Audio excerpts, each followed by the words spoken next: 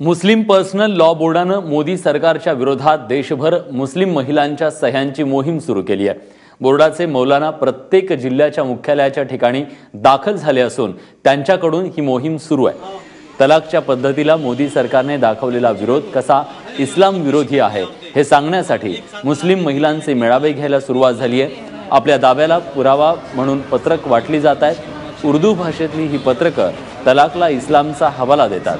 मुस्लिम धर्मात तोंडी तलाक देण्याची पद्धत आहे, ज्या पद्धतीबद्दल आता अनेकांकडून प्रश्नचिन्ह उपस्थित होत आहे। इस्लामी कानून के मुताबिक 3 तलाक होना जायज़ है 3 तलाक होना जायज़ है, जबकि शौहर बीवी को ज़्यादा अगर परेशान कर रहा है या फिर ज़्यादा ही मुसीबत है तो तब जायज़ है लेना, वरना जायज़ नहीं है ऐसा करना। इसलिए हम इसको सपोर्ट कर रहे हैं।